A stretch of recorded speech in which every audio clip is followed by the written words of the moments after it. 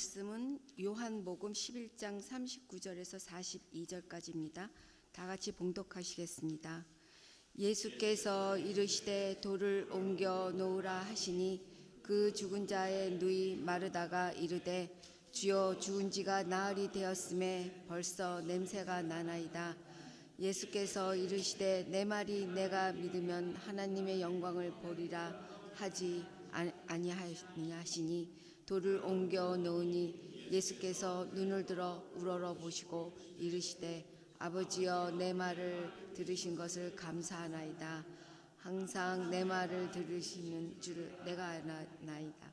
그러나 이 말씀을 하오는 것은 둘러선 울부리를 위함이니 곧 아버지께서 나를 보내신 것을 그들로 믿게 하려 함이니이다. 아멘.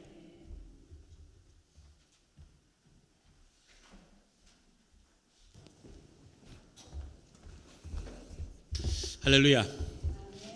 말씀 듣기 전에 우리 서로 인사 나누고 말씀 듣도록 하겠습니다. 오직 예수 줄여서 오예. 우리 서로 엄지손가락 들고 인사하시죠. 오예. 오예. 오예. 오직 예수님밖에 없습니다. 나를 구원하실 분은 오직 예수 그리스도 한 분밖에 없는 줄로 믿습니다. 할렐루야. 올해 표합니다. 시작. 나의 영혼아 잠잠히 하나님만 바라라. 무릇 나의 소망이 그로부터 나는도다. 시편 62편 5절 말씀. 할렐루야. 우리가 좀 힘든 일, 어려운 일을 당할 때에 이렇게 얘기합니다. 시간이 지나면 괜찮아질 거야. 그렇죠? 시간이 지나면. 그리고 보통 되면 이제 시간이 지나면은 극복을 하게 돼요. 그런데 이게 사실 극복이라기보다는 기억의 왜곡이라고 합니다. 기억의 왜곡. 뭐냐면은 당시 어려운 일을 기억을 할 때에 그 어려운 일을 기억하는 게 아니고 내가 기억하고 싶은 것들 위주로 기억을 한대요. 어려운 과정 쭉 지났잖아요. 그리고 나서는 거기서 내가 기억하고 싶은 거. 근데 어떤 거냐면은 다른 사람들이 도와준 거, 또 다른 사람 어떤 영향, 그 다음에 또 럭키한 것들도 있을 거 아니에요. 근데 그런 것들에 대해서는 이렇게 잘 기억을 못 한대요. 잊어버리고 오로지 내가 고생하고 내가 거기서 어쨌든 잘 대처하고 내가 수고했던 것, 이런 것들 위주로 기억을 한답니다. 그래서 나중에 돌아볼 때 잘했구나, 내가 잘했구나라고 해서 자기 스스로 자기에게 맞게 재구성을 한다고 그래요. 그래서 시간이 지나면 마치 괜찮아진 것처럼 그렇게 여긴다는 거예요. 그래서 어떤 경우가 있는가 하면 자기가 겪은 그 과거의 일들하고 좀 비슷한 것을 겪은 사람 있잖아요. 그러면은 이게 측은지심이 가야 되는데 그런 게 아니라 자기가 생각할 때 그 별거 아닌 거예요. 그러니까 조금은 경멸하고 무시하는 그런 마음이 든다는 거예요. 그러니까 우리가 하나님께서 베푸신 은혜에 대해서 생각을 하면서 우리가 계속 그것을 또 떠올리고 해야 될 필요가 있다는 거예요. 그러지 않으면은 이게 하나님의 은혜가 아니고 누가 한 거라고요? 내가 고생하고 내가 수고하고 내가 땀 흘렸던 거, 그런 것들만 자꾸 기억을 한다는 거예요. 그래서 내가 해결했다, 내가 극복했다, 그러다 보니까 내가 교만해지게 된다. 거만해지게 된다. 그래서도 더욱 하나님의 은혜, 또 다른 사람들의 도움, 이런 것들을 자꾸 떠올리고 자꾸 기억을 해야 됩니다. 왜냐하면 우리의 뇌라고 하는 게 객관적이고 종합적이기보다는 이기적이에요. 자기중심적으로 기억을 하려고 하기 때문에 그런 거예요. 자, 11월은 감사의 계절입니다. 하나님께서 우리에게 주신 것들을 우리가 돌아보면서 감사하는 그런 계절이죠. 근데 저는 이 하나님께 감사하는 이 마음이 더욱더 깊어지고 또 많아지기를 간절히 바랍니다. 무엇보다도 예수님처럼 감사하시길 바라요. 예수님처럼. 그래서 오늘 말씀 제목이 예수님처럼 감사하라, 이런 말씀의 제목인데요. 우리 같이 좀 말씀을 나누려고 합니다. 이 오늘 본문은 예수님께서 사랑하시는 나사로가 죽은 지 나흘이 지났어요. 그리고 그 나흘이 지난 다음에 나사로의 무덤에 가서 나사로를 살리시는 그런 내용입니다. 그래서 나사로를 찾아갔지만은 사실 나사로가 죽은 지 나흘이 돼가지고 이미 그 시신이 부패하고 있는 그런 상태였어요. 그런데 이 예수님께서 뭐라고 그러시느냐? 그 나사로가 죽은 것이 아니고 살아날 것이라고 합니다. 살아날 것이다. 그리고는 이 나사로의 무덤에 가가지고는 그 무덤을 막고 있는 그 돌무덤이니까 막고 있는 입구를 막고 있는 돌을 바위를 옮겨 놓으라고 그렇게 말씀하세요. 그게 오늘의 이제 본문의 시작입니다. 자, 한번 볼까요? 39절 40절 말씀. 39절 40절. 예수께서 이르시되 돌을 옮겨 놓으라 하시니 그 죽은 자의 누이 마르다가 이르되 주여 죽은 지가 나흘이 되었음에 벌써 냄새가 나나이다. 예수께서 이르시되 내 말이 네가 믿으면 하나님의 영광을 보리라 하지 아니하였느냐 하시니, 이 나사로의 여동생 마르다가 예수님에게 좀 불편한 그런 표현을 합니다. 주님, 이미 무덤에 넣은 지 며칠이 지났다고요? 4일이 지났어요. 그러니까 이미 벌써 부패해가지고 냄새가 나요. 근데 이제 와서 무엇을 하려고 하시냐는 거예요. 이제 와서. 왜냐하면은 나사로가 죽기 전에 오시라고 그 통보를 했었어요. 근데 예수님께서 일부러 가지 않으셨죠. 4일이 지난 다음에. 그러자 예수님께서 그 마르다에게 이렇게 말씀하시죠. 내 말이 네가 믿으면 하나님의 영광을 보리라 하지 아니하였느냐. 이 말씀은요, 바로 전에 마르다하고 같이 얘기했던 것을 근거로 얘기하시는 거예요. 그래서 오늘 본문은 아니지만 함께 좀 봅니다. 요한복음 11장 21절부터 말씀인데요. 마르다가 예수께 여짜오되 주께서 여기 계셨더라면 내 오라버니가 죽지 아니하였겠나이다. 뭔가 좀 원망 섞인 그런 말이에요. 원망 섞여서 여기 계셨으면 죽지 않았을 텐데 이렇게 죽은 다음에 오셨습니까? 라는 거예요. 그러면서도 그러나 나는 이제라도 주께서 무엇이든지 하나님께 구하시는 것을 하나님이 주실 줄을 아나이다 라고 이렇게 얘기를 합니다. 근데 예수님께서 뭐라고 하시느냐? 내 오라비가 다시 살아나리라. 내 오라비가 다시 살 것이라고 분명히 말씀을 하셨어요. 그러니까 마르다가 뭐라고 하느냐? 마지막 날 부활 때에는 다시 살아날 줄을 내가 아나이다. 그러니까 지금이 아니고 언제요? 나중에 가서 부활할 것이라는 것은 그걸 믿는 그 당시에는 그렇게 믿고 있는 사람들이 많이 있었거든요. 그러니까 마르다가 바로 그 얘기를 하는 겁니다. 근데 예수님께서 뭐라고 하시느냐? 나는 부활이요 생명이니 나를 믿는 자는 죽어도 살겠고, 또 다음 절이요. 무릇 살아서 나를 믿는 자는 영원히 죽지 아니하리니 이것을 내가 믿느냐? 그러니까 죽어도 살겠다. 그러니까 지금 무덤에 묻혀 있는 이 나사로, 너 오빠가 곧 살 것이라고 분명히 말씀을 하세요. 그랬더니 뭐라고 그러냐? 이르되 주여 그러하여다. 주는 그리스도시요 세상에 오시는 하나님의 아들이신 줄 내가 믿나이다. 이거 어디서 많이 봤죠? 이거 누가 이렇게 고백했었죠? 베드로가 고백했죠. 베드로가 고백했을 때 예수님이 뭐라 그랬어요? 칭찬했어요. 근데 지금 마르다가 했을 때는 전혀 그렇지 않아요. 왜? 마르다의 고백은 말 그대로 그냥 한 거예요. 그냥. 모르겠어요. 베드로한테 배워서 했는지 모르지만 그냥 한 거예요. 그러니까 그 안에 믿음의 고백이 되지 못했다는 거예요. 그냥 주는 그리스도시요 배운 대로 그냥 통상적으로 했던 그것밖에 되는 게 아닌 거예요. 그러니까 이 마르다는 예수님께서 내 오라비가 다시 살아날 것이다 라고 말씀했음에도 불구하고 그것을 믿지 못한 것입니다. 근데 이런 반응이 사실은 당연해요. 당연합니다. 죽은 사람이 살아날 것이라는 거 여러분들은 믿으세요? 여러분 같으면? 뭐 저라고 그럴 것 같아요. 제가 만약에 그럴 것 같으면 지금 어디라도 장례식장 가가지고 만약에 장례식 가가지고 이제 고인이 살아나실 것입니다. 그러면 어떻게 생각하겠어요? 똑같아요. 마찬가지예요. 그러니까 마르다가 여기서 그렇게 반응을 보인 게 사실은 상식적이다. 거기서 정말 죽은 사람이 살아날 것이라고 믿는 것이 오히려 더 좀 황당할 수 있습니다. 그런데 그런 마르다에게 예수님께서 다시 한번 다짐하듯이 말씀하세요. 네가 믿으면 하나님의 영광을 보리라. 내가 믿으면. 그래서 믿음이라고 하는 거는요, 때로 이처럼 좀 황당하고 좀 초월적인 그런 것이 있습니다. 전혀 상식적이지 않고요, 이성적이지 않은 게 믿음이라는 거예요. 그러니까 하나님께서 이런 황당하고 상식적이지 않은 그런 믿음을 통해서 무엇을 보시느냐? 그 마음을 보시는 거예요. 마음을 보시는 거예요. 자, 예수님께서 그 마음이 어떻게 해야 되는지를 구체적으로 말씀하시는데 41절 한번 보겠습니다. 41절. 같이 읽겠습니다. 시작. 돌을 옮겨 놓으니 예수께서 눈을 들어 우러러 보시고 이르시되 아버지여 내 말을 들으신 것을 감사하나이다. 내 말을 들으실 것이 아니고 뭐라고 그랬어요? 내 말을 들으신 것을. 지금 나사로가 살아났습니까? 안 살았어요.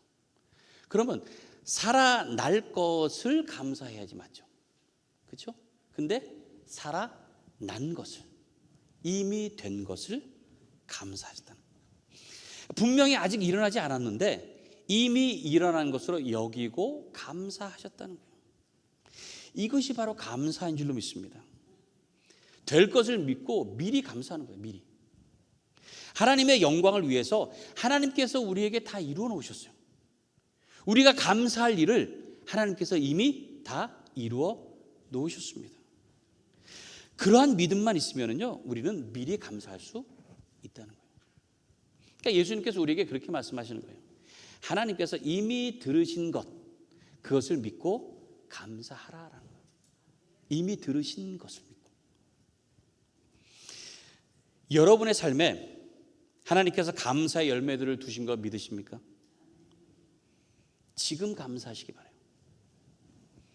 먼저 감사하시면은요, 감사 일들이 반드시 이루어지게 됩니다.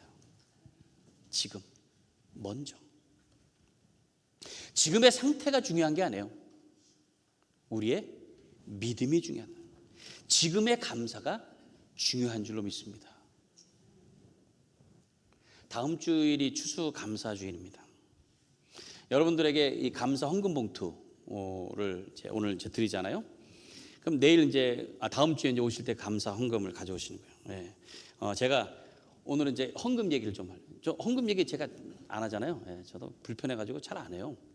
헌금, 그렇죠? 근데 그 헌금 보통 보면은 그 인터넷에 보면은 그런 거 올라와요. 교회마다 요즘은 헌금 봉투 쭉 올라옵니다. 올라오면은 거기 보면은 제가 봐도 좀 너무할 정도로 항목이 엄청 많아요. 11조부터 해서 주일헌금, 주정헌금, 감사헌금, 뭐 건축헌금, 선교헌금, 봉사헌금, 뭐 무슨 헌금 가지고 그거를, 그러니까 일반 사람들이 볼 때는 교회가 그 수익금이 엄청나게, 실제적으로 교회가 막 엄청나잖아요. 근데 이게 비난받는 게 뭐냐면 그렇게 낸 헌금을 교회가 제대로 쓰는 게 아니고 엉뚱하게 잘못 쓰다 보니까 자꾸 그런 비난의 얘기들이 나오게 되는 겁니다. 그런데 헌금이라고 하는 것은 말 그대로 하나님 앞에 드리는 감사의 예물이에요. 그러니까 감사의 마음을 우리가 하나님 앞에 드리는 겁니다. 여러분, 감사를 우리가 표현할 때, 사람들에게도 표현할 때도 그렇잖아요. 사람들 사이에서도 우리가 감사합니다 말로 하는 것도 있지만 정말 감사하면 어떻게 해요? 선물을 한다든가 아니면 뭐 용돈이라도 준다든가 뭔가 물질로 하게 돼 있어요. 왜? 물질이 마음을 담기 때문에 그래요. 물질이 마음이 담기 때문에 그래요. 그게 사람의 이치입니다. 사람의 이치요. 왜냐하면 마음이 열리면요, 제일 먼저 뭐가 열려요? 지갑이 열려요. 지갑이. 그게 희한해요. 마음이 열리지 않으면 지갑이 열릴 수가 없어요. 그게 마음하고 이렇게 연결. 그러니까 성경에서 보면은 재물이 있는 곳에 마음이 있다 그랬어요. 예수님께서 그러셨어요. 그러니까 사람의 마음에 그 재물이 연결되어 있는 걸 아니까, 그러니까 예수님께서 뭐라고 했어요? 재물을 어디에 쌓아두라고요? 하늘에. 왜? 마음을 하늘에 두기 위해서. 하늘에. 거기는 좀도 들지 않고 녹도 들지 않고 도둑도 들지 않고. 그러니까 하늘에 쌓아두는 거예요. 하늘에. 마음을 하늘에 두라는 겁니다. 마음을. 근데 성경에 보니까요, 이 예수님께서 재물에 관심이 많으세요. 재물에. 왜냐하면 마음을 볼 수 있기 때문에 그래요. 그 재물로 인해서 마음을 볼 수 있기 때문에. 그래서 예수님께서 성전의 그 헌금함이 이렇게 보이는 곳에 앉아서 사람들이 헌금하는 걸 보셨잖아요. 그 당시에는 그 성전 앞에 이렇게 헌금함들이 쭉 있었습니다. 13개가 있었대요. 13개. 13개가 항목마다 다른 거예요. 13개. 그러면은 사람들이 지나가면서 거기다 헌금을 하는 거예요. 그럼 그 당시에는 무슨 뭐 지폐나 무슨 뭐 카드 이런 걸 하는 게 아니라 동전입니다. 동전. 근데 거기 당시에 만들어 놓은 그 헌금함이 이렇게 입구가 이렇게 생겨가지고 돈을 이렇게 넣으면은, 그리고 이게 노수로 만들어져 있어가지고 소리가 나게 돼 있어요. 소리가. 그래서 동전을 이렇게 딱 떨어뜨리면 이게 그냥 톡 떨어지는 게 아니고 탕탕탕탕탕탕탕탕탕 밑에 그 쇠가 있어가지고 소리가 또 통 하고 울린다는 거예요. 그러니까 동전을 많이 넣으면 어떻겠어요? 소리가. 벌써 막 하면 지나가는 사람들이 거기에 누군가 헌금하는구나 볼 수밖에 없어요. 그러니까 헌금을 많이 하는 사람들은 자기도 모르게 과시하게 되는 거예요. 과시하게 동전. 그리고 동전의 크기에 따라서도 소리가 달랐답니다. 그러니까 뭐 돈 많아서 동전을 막 이렇게 쫙 불면 막 하면서도 뭔가 뿌듯한 게 있어요. 그런데 그 자리에 한 과부가 2렙돈을 넣는 걸 본 거예요. 2렙돈 아주 조그마한 동전이에요. 그 동전은 그냥 팅팅팅팅 하고 마는 거예요. 그런데 예수님이 그걸 보신 거예요. 그리고는 뭐라고 말씀하셨어요? 저 여인은 자신의 전부를 넣었느니라. 전부를 넣었느니라. 그러니까 하나님께서 그 마음을 보시는 거예요. 그 마음을 보신다고 하는 거예요. 그러니까 예수님께서는 바로 그것을 보는 겁니다. 우리가 하나님 앞에 드릴 때에 말로만 감사하는 게 아니고 재물과 함께 드려야 되는 이유가 바로 그런 거예요. 하나님께서 그 드리는 마음을 내버려 두시겠느냐는 거예요. 그냥. 그러니까 하나님께서는 재물을 통해서 그 마음을 보시는데 어느 정도냐? 시험까지 해보라고 했습니다. 시험까지. 11조를 가지고 시험해보라고 그랬잖아요. 11조를 가지고 시험해봐라. 내가 하늘문을 열고 쌓을 것이 없도록 쏟아 부어붓지 아니하는가 한번 시험해보라고 그랬어요. 시험해보라고. 그만큼 하나님께서는 그 마음을 보시려고 하시는 거예요. 마음을 보시려고. 저는요, 그래서도 이 11조 헌금 이것에 대해서는 저는 확신이 있습니다. 저는. 제가 하나님 앞에 드리는 것, 이것을 통해서 제가 어찌 보면 제 힘 갖고 번다고 제가 뭐 얼마나 벌겠습니까?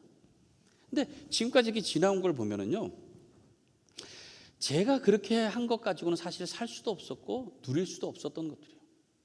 근데 지금까지 왔어요.